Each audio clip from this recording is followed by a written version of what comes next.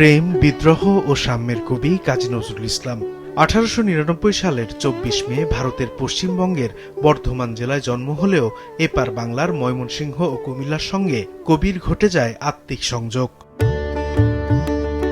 1914 সালে ময়মনসিংহের ত্রিশালে কাজীর শিমলা গ্রামের দারোগা রফিজুল্লাহর বাড়িতে আসেন নজরুল। ভর্তি হন দরিরামপুর স্কুলের 7ম শ্রেণীতে। লজিং থাকতেন নামাপাড়া গ্রামের বিচুতিয়া ব্যাপারী বাড়িতে।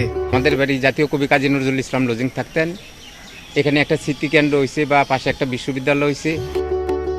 এই দুটি বাড়িতেই পরে প্রতিষ্ঠিত হয় নজরুল ইনস্টিটিউট। কবির স্মৃতির স্পর্শ নিতে দূর দূরান্ত থেকে ছুটে আসেন ভক্তরা।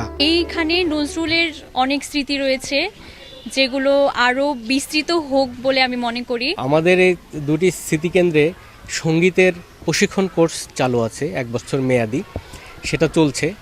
আর আমরা এখানে আমাদের বই বিক্রির ব্যবস্থাও এখানে আছে।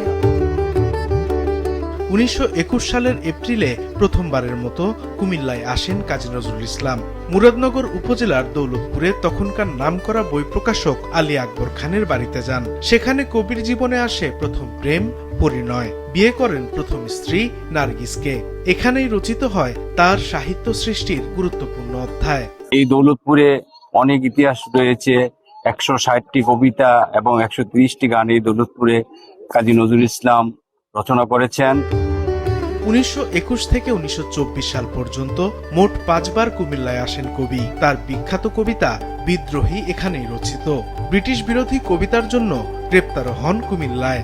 তার চিন্তা, তার দর্শন, তার মানসিকতা, তার যে শক্তি, তার যে প্রণোদনা, তার যে গান আমাদেরকে উদ্দীপিত করে, আমাদেরকে রাস্তা দেখায়, দৃষ্টিভঙ্গি পাল্টায়।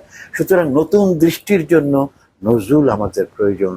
কুমিল্লা শহর ও মুরাদনগরের দৌলতপুরে রয়েছে কবির বেশ কিছু স্মৃতিচিহ্ন, তবে অনাদরে সেগুলো হারিয়ে যেতে শুরু করেছে। আমরা এখানে স্থানীয়ভাবে বসবাস করি।